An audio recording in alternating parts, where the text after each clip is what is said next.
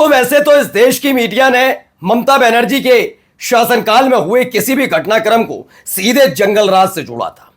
वो खुद आगे आकर पॉलिटिकल पार्टी का सपोर्ट करते थे और कहते थे राष्ट्रपति शासन लग जाना चाहिए। इस देश के बड़े बड़े पत्रकार। लेकिन 4 तारीख से लेकर आज देख लीजिए, तकरीबन अब 20 से 22 दिन गुजर चुके हैं, लेकिन आज जिस तरह के घटनाक्रम घट रहे हैं उस पर कोई कुछ नहीं बोल रहा।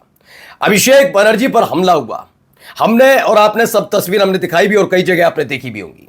लेकिन क्या यह हमला सिर्फ उनके प्रति गुस्सा था, उन्हें खदेड़ देने के लिए था, यह एक बड़ी साजिश थी? जी हां, साजिश का मतलब उनकी जान लेने तक की साजिश थी। वजह क्या बता रहा हूं, क्योंकि उनके ऊपर जो हमले की अब एक्सक्लूसिव वीडियो निकल कर आई, उसे देख हर कोई हैरान है। एक होता है गुस्सा, जिसमें मुर्दाबाद के नारे लगते हैं, लोग खदेड़ देते हैं कि जाओ लौट जाओ वापस, और एक होता है सीधे टारगेट करना। तो क्या अंडे और कपड़े ही पड़े गए, अंडे फेंके गए, अंडे ही ये सब हुआ? नहीं, पत्थर मारे गए थे और सीधे टारगेट करके। कौन था वो बताऊंगा। और कल तक जो गोदी मीडिया इस पूरी खबर को सिर्फ भीड़ का गुस्सा बताकर साफ कर रही थी, दरकिनार कर रही थी, आज उसी गोदी मीडिया से सवाल है। ये 2-3 चेहरे आज आपको दिखाऊंगा। जिस वक्त ये घटनाक्रम हुआ वहां बीजेपी के कई बड़े नेता मौजूद थे, वो क्या कर रहे थे। तो क्या ये साजिश वाकई बीजेपी की तरफ से रची गई? कहां से खबर निकली, दिखाता हूं। नमस्कार, मैं हूं प्राज्वल गौतम और आप देख रहे हैं टाइम्स एक्सप्रेस।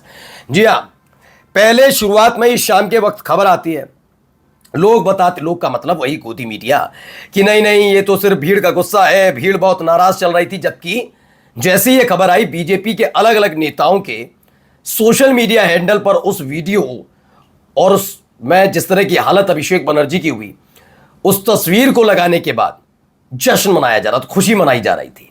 मैंने तभी ये सवाल किया और एक सवाल फिर मैं करता हूं, क्या ये रवायत, ये परंपरा बना दी गई है कि आप कोई भी पॉलिटिकल पार्टी अगर सत्ता में हो और वो चुनाव हारती है, चुनाव हार गई सत्ता से बाहर, तो जीतने वाली पार्टी के कार्यकर्ता नेता मिलकर हारने वाली पार्टी की जो सरकार रही हो उसके मंत्रियों को, उसके सांसदों को ऐसे ही मारे पीटे? ये रवायत है क्या? और अगर ये रवायत है तो यकीन मानिए लोकतंत्र और कानून के लिए कितना खराब है, क्योंकि सत्ता सबकी जानी है। आज नहीं तो कल, कल नहीं तो परसों, साल 2 साल 5 साल 10 साल बाद। तो क्या इसे स्वीकार किया जाएगा उनकी तरफ से? क्यों कह रहा हूं, बताऊंगा। ये देखिए, पहले ये वीडियो देखिए, कैसे जानलेवा हमला किया गया था उन पर, जानलेवा हमले की। ये देखिए, ये देखिए, बिल्कुल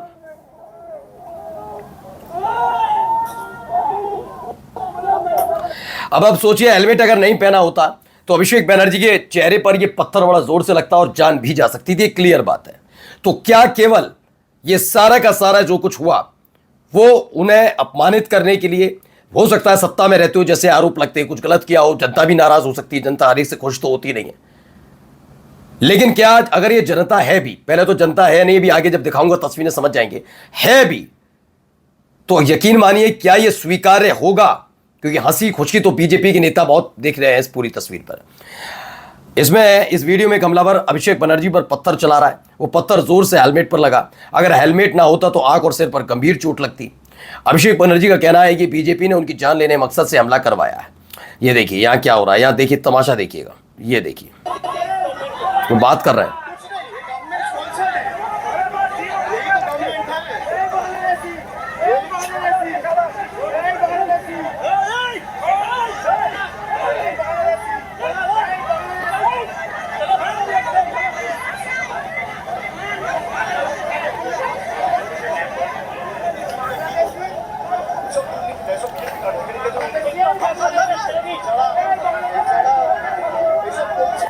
हालत देखिए क्या है, चीज है ये, लोकतंत्र है। और ऐसा लोकतंत्र कहते हैं ना, बड़े अच्छे दिन आएंगे, ये लोकतंत्र है। बस इन्हीं तस्वीरों को अगर पलट दिया जाए और बस आंखों में उन चेहरों को रखिए जो फिलहाल सत्ता में है, और भीड़ अगर उन पर टूट पड़े तो क्या होगा। मैं इसको कभी सही नहीं मानता लोकतांत्रिक तौर पर, लेकिन कुछ लोग बहुत खुश है, गोदी मीडिया को शर्म नहीं आ रही है, उसके एंकर बड़े खुश नजर आ रहे हैं पूरी तस्वीर पर, इन वीडियोज पर, बीजेपी के नेता। लेकिन सत्ता पलटी और वही हुआ तो क्या होगा। एक खतरनाक वीडियो है, अभिषेक बनर्जी मीडिया से बात कर रहे हैं, इसी बीच एक हमलावर आता है और अभिषेक को खींचकर सबके सामने खींचकर ले जाता। सोचिए अगर उसके पास चाकू होता या कोई हथियार होता तो क्या होता। अभिषेक बनर्जी बार बार कह रहे हैं ये हमला बीजेपी के लोगों ने कराया है।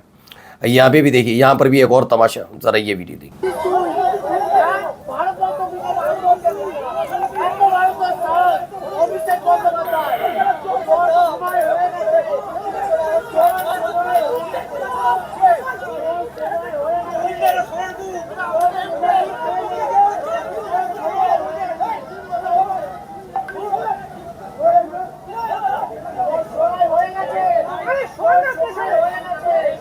देखो ये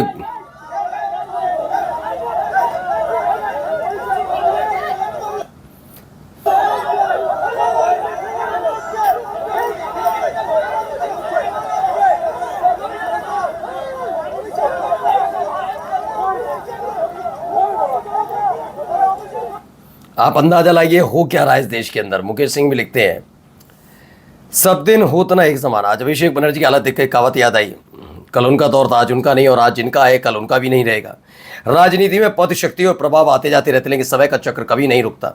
सही बात है, कल जिनका दौर था आज उनका नहीं है, लेकिन आज जिनका है कल उनका भी नहीं रहेगा। और इसीलिए मैं बार बार कह रहा हूँ, अगर इनको पूरा स्थापित किया जा रहा है कि बिल्कुल ठीक है, तो यकीन मानकर चलिए जब सत्ता जाएगी तो इस रवायत का हिस्सा कहीं वो भी ना बन जाए। देखिए, क्योंकि शुरू आप ही कर रहे हैं और खुश भी आप ही हो रहे हैं। ये देखिए,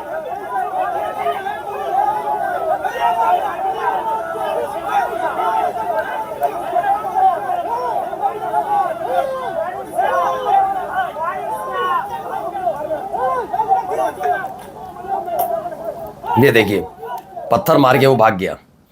ठीक है, इस पे भी है कि लोकतंत्र का लोकचंद्र बना दिया है। टीएमसी सांसद अभिषेक बनर्जी पर हुए हमले की एक सुर में निंदा की जानी चाहिए, लेकिन अब जरा इसमें बार बार भीड़ तंत्र कहा जा रहा है।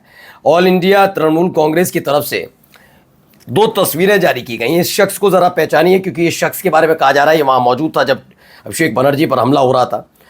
बीजेपी का मंडल प्रेसिडेंट है अभिजीत विश्वास, जो एक्टिव डायरेक्टलिंग है, बता रहा है कि ये लोगों को उकसा रहा था। जो कल घटना घटी उस दौरान ही वहां मौजूद लोग भीड़ को उकसा रहा था। सीधा सा क्वेश्चन पूछा है टीएमसी ने।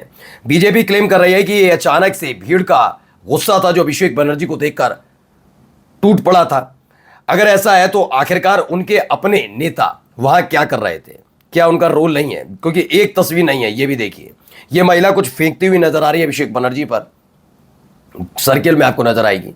ये अमित शाह के साथ नजर आती है, ये शुभेंदु अधिकारी के साथ तस्वीर खिंचाती है, ये बीजेपी की बड़ी बड़ी नेताओं के साथ तस्वीर खिंचाती है। और दावा है, टीएमसी ने आरोप लगाया है कि बीजेपी की जो वर्कर है सुष्मिता दत्ता, उनमें से एक है जो उस समय अभिषेक बनर्जी पर हमला कर रहे थे उस वो में शामिल थी, तो ये भी उसमें शामिल थी, ऐसा दावा। और जरा सुनिए ममता बनर्जी का क्या है। राहुल गांधी ने मेरे को फोन किया था, उन्होंने कहा दीदी एक कोई ममता जी कोई जरूरत है तो मेरे को बताना, तो मैं उसको हैदराबाद में ले जा सकते हैं और कोई भी जगह पे। तो राहुल जी मेरे को फोन पे बताया। तो सोचिए, दावा ये भी किया जा रहा है कि राहुल गांधी ने मुझे फोन किया था और पूछा था कुछ मदद चाहिए तो बताना, मैं अभिषेक को हैदराबाद में शिफ्ट करवा सकता हूं अगर इलाज नहीं दे रहे तो। एक हमला होता है, हमले के बाद चलिए भीड़ का, लेकिन इलाज ना हो पाना अभिषेक बनर्जी का, ये किसकी ताकत है इतनी? क्या भीड़ की ताकत, या वाकई बीजेपी के नेताओं के वहां मौजूद रहना उस वक्त सिर्फ संयोग नहीं था, वाकई साजिश थी क्या? नमस्कार।